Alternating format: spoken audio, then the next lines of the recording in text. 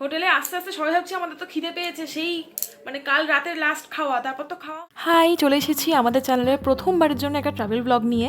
আমরা এক রাতের ডিসিশনে ঠিক করি তারাপীঠ যাব, আর সেখান থেকে যাব হচ্ছে বোলপুর শান্তিনিকেতন, কারণ 4 বছর পর আবার পৌষ মেলা শুরু হয়েছে। সেই মতো গত 23শে ডিসেম্বর আমরা পৌঁছে গিয়েছিলাম কলকাতা স্টেশন। সেখানে ছিল 9টা 5-এর কাজিরাঙ্গা এক্সপ্রেস। জেনারেলের টিকিট এক একজনের পড়েছিল 80 টাকা করে। ট্রেন একেবারেই কারেক্ট টাইমে ঢুকে গিয়েছিল। তারপর আমরা ভাবছিলাম সিট পাবো কিনা, কিন্তু যাই হোক একদম মুখোমুখি সাইডে যে সিটগুলো হয় সেরকম আমরা পেয়ে গিয়েছিলাম। আগে থেকে প্ল্যান করে যাওয়া একরকম, কিন্তু এরকম হুটহাট প্ল্যান করে কোথাও ঘুরতে বেরিয়ে যাওয়া, এর মধ্যে একটা অন্যরকম আনন্দ থাকে। ট্রেনের সিঙ্গারা খেতে খেতে পৌঁছে গেলাম অবশেষে 1:45-টার মধ্যে রামপুরহাট স্টেশনে। ট্রেন কিছুটা লেটে চললেও খুব যে লেট করেছে তা নয়। স্টেশন থেকে বেরিয়েই এই আখের রসের দোকানে চোখ গেল, নিয়ে নিলাম 2 গ্লাস আখের রস। রামপুরহাট থেকে তারাপীঠ যাওয়ার জন্যে টোটো, অটো, রিক্সা 3টেই ছিল। আমরা ঠিক করলাম আমরা অটোয় যাব। জনপ্রতি ভাড়া পড়েছিল আমাদের 50 টাকা করে। তারাপীঠ এই নিয়ে আমার মোট 3বার যাওয়া হচ্ছে, তবে গত 2বার যে আমি গিয়েছিলাম সেটা মোটামুটি আজ থেকে 10-12 বছর আগে। মিনিট 15-র মধ্যে আমরা পৌঁছে গেলাম অবশেষে তারাপীঠে। মন্দির যাওয়ার গলিটা এইখান থেকেই শুরু হচ্ছে। আমরা আস্তে আস্তে এগিয়ে চললাম, আর আমাদের হোটেল আমরা অবশেষে পেয়ে গেলাম। আমাদের হোটেলটার নাম ছিল দুর্গাপদ ভবন, যার নিচে ছিল এরকম ডালার দোকান। রিসেপশনে গিয়ে কথা বললাম, ওখানে হোটেলের দাদা আমাদেরকে বলছিলেন 800 টাকার নিচে রুম পাওয়া যাবে না, কিন্তু একটু অনুরোধ করাতেই উনি 700 টাকায় আমাদের এই সুন্দর রুমটা দিয়ে দিয়েছিলেন। দুজনে থাকার জন্য রুমটা একদম পারফেক্ট ছিল। এখানে একটা কথা না বললেই নয়, হোটেলের সব স্টাফেদের ব্যবহার ভীষণ ভালো ছিল। 700 টাকা দিয়ে এতটা ভালো রুম পাবো সেটা আমার এক্সপেকটেশনে ছিল না। তো রুমের ভেতর ঢুকে দেখলাম ঘরটা ভীষণই ক্লিন, চাদর থেকে পর্দা সবই পরিষ্কার, এবং ঘরের মেঝেও ছিল যথেষ্ট ক্লিন। তো খাট ছিল এরকম একটা দুজনের জন্য পারফেক্ট। তারপর এরকম বসার জায়গা ছিল, দুদিকে জানলা, তারপর ফ্যান ছিল, এখানে কোনো এসি ছিল না। আরেকটা কথা বলে রাখি, এই হোটেলে কিন্তু কোনো রকম লিফট নেই। হোটেলে এলেই যে জিনিসটা আমি প্রথমেই লক্ষ্য করি সেটা হলো বাথরুম, যেটা এখানে এসে আমার একদম ঠিকঠাক লেগেছে। গিজারও ছিল এই বাথরুমে। হোটেলটা সবচেয়ে ভালো যে দিকটা সেটা কি জানেন? এই হোটেলটা একদম মন্দিরের উল্টো দিকে। জানলা খুললেই এরকম মায়ের গর্ভগৃহটা দেখা যায়। তো এর চেয়ে ভালো আর কিছু হতে পারে? অনেক বয়স্ক মানুষ আছেন যাদের হাঁটা চলায় প্রচণ্ড কষ্ট, তাদের জন্য কিন্তু এটা একদমই আদর্শ হোটেল। টান একদম কমপ্লিট। এবার আমরা যাব পুজো দিতে। তো কিন্তু নতুন নিয়ম হয়েছে যে গর্ভগৃহে ঢোকার সময় মোবাইল অ্যালাউ নয়, তো সেই জন্য মোবাইল নিয়ে যেতে পারছি না, মাতারাকে দেখাতেও পারবো না, সে তো সবাই জানেই। যাই হোক, তো মোবাইল হোটেলে রেখে আবার আমরা যাচ্ছি পুজো দিতে। পুজো দিয়ে বেরিয়ে তারপর আবার আসছি। আমাদের হোটেলের নিচেই ছিল ডালার দোকান, যেখান থেকে আমরা 51 টাকার 2টো ডালা নিয়ে নিয়েছিলাম। ওর মধ্যেই ধূপকাঠি, ফুল ইত্যাদি দিয়ে দিয়েছিল, এবং ওখান থেকেই পান্ডার ব্যবস্থা করে দিয়েছিল। উনি কোনো রকম নির্দিষ্ট টাকা পয়সার কথা বলেননি, তবে আমরা পুজোর শেষে ওনাকে 101 টাকা দক্ষিণা দিয়েছিলাম। পুজো দিয়ে বেরিয়ে ডালার দোকানে আমাদের প্রসাদ রেখে দিয়ে আমরা তারপর হোটেল থেকে ফোন নিয়ে গেলাম। মাকে দেখাতে তো পারছি না, কিন্তু মন্দির চত্বরটা যদি একটুখানি ভিডিও রেখে দিতে পারি তাহলে তো সেটা ভালোই লাগে। তারাপীঠ বলতে যে উপচে পড়া ভিড়টা মানে সবসময় লক্ষ্য করা যায়, সেদিন কিন্তু অতটা ভিড়ও ছিল না, এবং লাইনও ভালো মতন এগোচ্ছিল। 500 আর 1000 টাকার যে লাইনের একটা বিশাল দাপাদাপি ছিল, সেইটা কিন্তু কিছুটা হলেও একটু কম দেখলাম। দেখার খুব ইচ্ছা থাকলেও মায়ের সন্ধ্যারতিটা আমরা মিস করে গেছিলাম। মায়ের দর্শন সেরে এই আমরা আবার হোটেলে ফিরলাম। এত ভালো দর্শন হয়েছে বলো, ভীষণ ভালো দর্শন হয়েছে। মাকে ছুঁতে পারবো আমি তো ভাবতে পারিনি। লাইন যে ছিল না তা নয়, কিন্তু তারাপীঠে ভিড় বলতে যেটা আর কি বুঝি সেরকম ভিড় ছিল না। লাইনে দাঁড়ানো সার্থক, একদম লাইনে দাঁড়ানো সার্থক।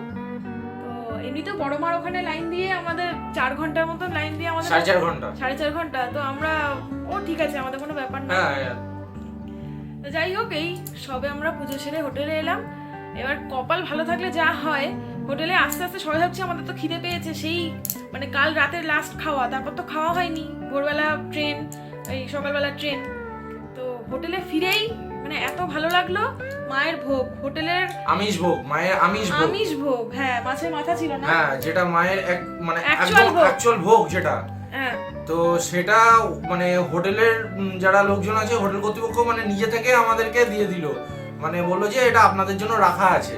একদম মানে এটা কত মানে বড় এটার কপাল জন্য থাকলে ভাগ্য হতে হয়। সত্যি এটা ভাগ্য লাগে। মানে এটার জন্য কোনো চার্জেস বা কিছু ওনারা কিছুই দাবি ওনারা করেনি। ফোন করে বলেছেন যে আমাদেরকে ফোন আপনাদের করে জন্য রাখা আছে। আপনাদের জন্য রাখা আছে, এটা ফোন করে বলেছে। তো মানে এটা সত্যি খুব ভালো লাগলো। কথায় আছে মায়ের ভোগ দর্শনে নাকি রোগ শোক দূরে যায়, পুণ্য লাভ করা যায়। মা তারার আমিষ ভোগ, এর মধ্যে অনেক রকম সবজি দেখতে পাচ্ছি, গাজর, পটল, আলু, কি কি আছে বুঝতে পারছি না। মোটমাট মায়ের ভোগ পেয়েছি, এটাই এটুকুই শান্তি। যথেষ্ট, এবং খুব শান্তি করে এখন খাবো। মন শান্তি করে মায়ের আমিষ ভোগ আমরা তৃপ্তি করে খেলাম। তারপর বেরোলাম একটু চায়ের সন্ধানে, কারণ আমরা দুজনেই একদম চা খোর, আর সারাদিনে এক ফোঁটা চাও আমরা খেতে পারিনি। তো যাই হোক, এই দোকান থেকে নিয়ে নিয়েছিলাম 2 ভাঁড় দুধ চা। সারাদিন পরে এই প্রথম একটু চা খাচ্ছি, তখন যে কি শান্তি লাগছিল কি বলবো। যেহেতু ওই দিনই পুজো দিয়েছি, সেই জন্য আমাদের ইচ্ছা ছিল ওই দিন আর কোনো আমিষ খাবার নয়, আমরা নিরামিষ খাবারই সেদিন খাবো। তো এই মাধবী হোটেলটা আমাদের খুব ভালো লাগলো। আমরা ভেতরে ঢুকলাম, মানে এই হোটেলের যে দাদা, সে যেরকম আলাপি সেরকম ভালো মানুষ, আর উনি ওনার হোটেলটাকে ঠিক যেভাবে সাজিয়েছেন এরকম সচরাচর আমার কোনো জায়গায় দেখা নেই। তারাপীঠ মন্দিরের ছবি সহ মা তারার ছবি, শ্রী রামকৃষ্ণ পরমহংসদেব, সারদা মা, স্বামী বিবেকানন্দ, দক্ষিণেশ্বর মন্দির, মা ভবতারিণী, শ্রী চৈতন্যদেব, এরকম নানা রকমের তীর্থস্থান থেকে শুরু করে ভগবানের ছবি দিয়ে উনি দোকানটাকে একদম মুড়ে রেখেছেন। আর একটা দেওয়াল জুড়ে এই সুন্দর পেন্টিংটা করা ছিল।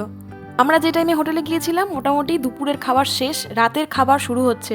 তো সেই টাইমে দোকানের ব্যস্ততা থাকা সত্ত্বেও দাদা অ্যালাউ করেছিলেন ভিডিওটা করার জন্য। আরেকটা কথা বলে রাখি, এই দোকানে কিন্তু 12 মাস দুবেলা সম্পূর্ণ নিরামিষ খাবার তৈরি করা হয়। আমরা নিয়ে নিয়েছিলাম এই ভেজ থালিটা, যার দাম পড়েছিল মাত্র 90 টাকা। এখানে ছিল ভাত, ডাল, আলু ভাজা, এছাড়া ছিল ফুলকপি আলুর তরকারি, আর ছিল ধোকার ডালনা, চাটনি, পাঁপড়। আর খাবার শুরুতে ওনারা কিন্তু গরম ভাতে একদম গরম গরম ঘি দিচ্ছিলেন, যেটা কিন্তু মানে সারাদিনের এই না খাওয়া বা উপোস করে যেসব মানুষ ওখানে যাবেন তাদের মুখে কিন্তু ওটা পড়লে জাস্ট মনে হবে অমৃত খাচ্ছি। খাওয়া দাওয়া সেরে নিয়ে মার্কেটটা ঘুরতে ঘুরতে আমরা ফিরছিলাম হোটেলে, তখনই চোখ গেল এই প্যারার দোকানে, যেখানে একদম লাইভ প্যারা তৈরি হচ্ছিল। গতবার যখন এসেছিলাম তারাপীঠে গরম গরম প্যারা খেয়েছিলাম, সেই স্মৃতিটাই তখন আমার চোখের সামনে ভাসছিল। তারাপীঠ যাবো, ল্যাংচা খাবো না তা তো হয় না, তাই রাত্রিবেলা ল্যাংচা আর রসগোল্লাও আমরাও কিন্তু বাদ দিইনি। এটা ছিল আমাদের তারাপীঠে দ্বিতীয় দিন, অর্থাৎ 24শে ডিসেম্বর। এদিনে আমাদের কিছুক্ষণের মধ্যেই চেক আউট করার। ভোরবেলা ঘুম থেকে উঠেই প্রথম কাজটা যেটা করেছিলাম, জানলা খুলে একবার মায়ের মন্দিরটা দর্শন করে নিয়েছিলাম। 24 তারিখ যেহেতু মঙ্গলবার পড়েছিল, সেই জন্য আগের দিনের থেকে আজকের ভিড়টা একটু বেশি লাগছিল আমার।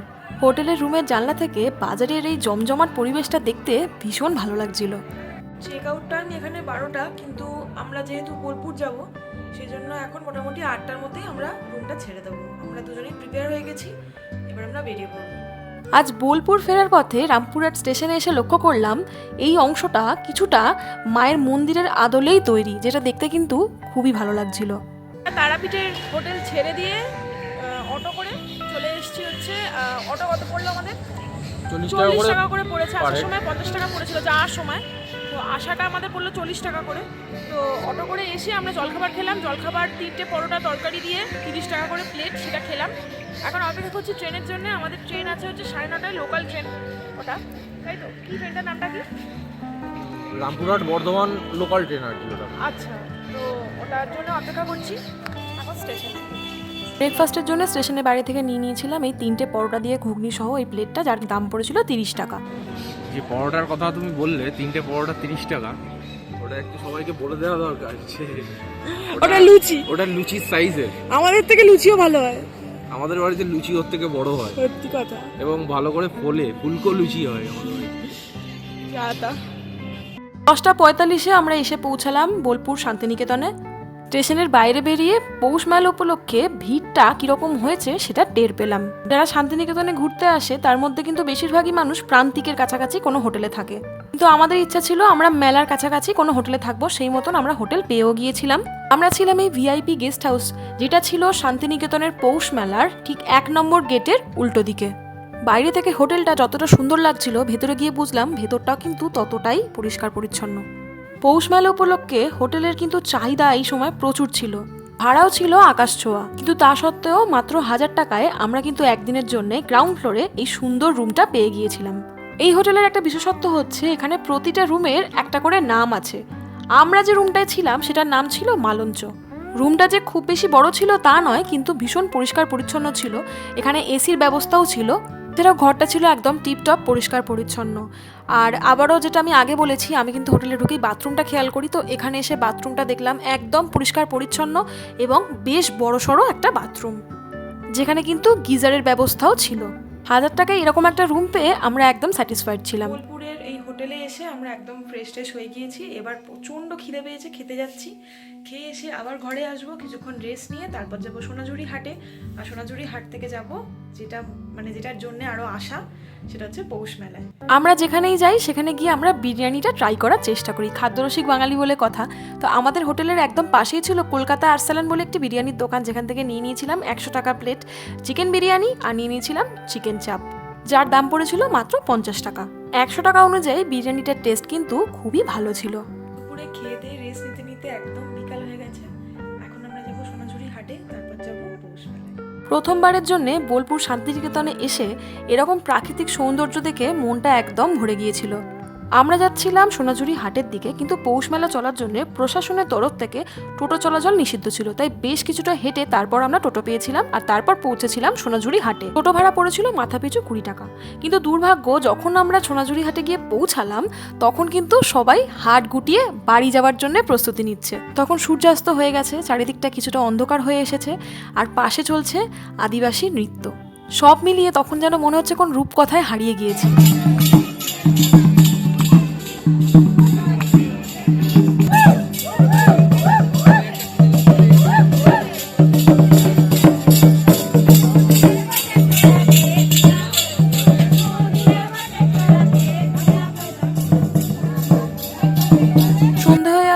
সোনাঝুরি হাট থেকে আমরা টোটো নিয়ে বেরিয়ে পড়লাম পৌষ মেলার উদ্দেশ্যে, কিন্তু মেলার কাছাকাছি কিন্তু টোটো গেল না, বেশ কিছুটা আগে আমাদের নামিয়ে দিল। মেলা তো অনেক দেখেছি, কিন্তু এত বড় মেলা আর যেখানে এত মানুষের সমাগম হয়, এরকম মেলা আমার জীবনের প্রথম দেখা। যেহেতু 4 বছর বন্ধ থাকার পর মেলাটা আবারও শুরু হয়েছে, সেই জন্য এবছরের ভিড়টা ছিল চোখে পড়ার মতন। সারিবদ্ধভাবে ছিল প্রচুর খাবার দোকান, তার সাথে ছিল এই ঘর সাজানোর নানা রকম ফুলদানি, এছাড়াও ঘর সাজানোর অন্যান্য সামগ্রী, বাচ্চাদের খেলনা থেকে শুরু করে নানা রকম ঘরের প্রয়োজনীয় জিনিসপত্র, সাজগোজের জিনিস, এখানে কিছুই বাকি ছিল না। তবে সবচেয়ে বেশি ভিড় যে জায়গাটা ছিল সেটা হলো যেখানে এই রাইডগুলো ছিল। এই জায়েন্ট নাগরদোলাটার কাছে কি যে ভিড় ছিল সে ভাষায় প্রকাশ করার মতন নয়। আর এই মেলার আলোকসজ্জা ছিল সত্যি আকর্ষণীয়। সাহসের অভাবে জায়েন্ট নাগরদোলা না চড়ে আমায় দূর থেকেই দেখতে হলো।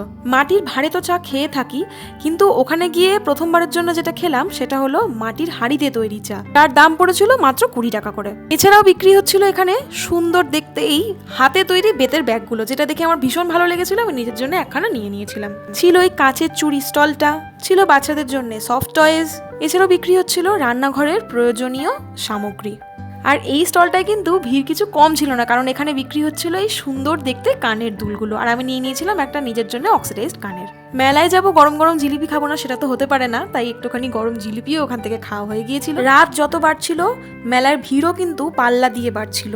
কলকাতায় আমি হামেশাই মোমো খেয়ে থাকি, কিন্তু ইচ্ছে হলো শান্তিনিকেতনের মোমো কেমন হয় সেটা একটু চেখে দেখি, তাই নিয়ে নিয়েছিলাম মেলা থেকে 1 প্লেট চিকেন স্টিম মোমো। 1 প্লেটে 6টা মোমো ছিল, যার দাম পড়েছিল 60। মেলা থেকে ফেরার পথে প্রথমবারের জন্য খেয়েছিলাম আমসত্ত্ব দেওয়া পান, যেটা খেতে আলাদাই ছিল।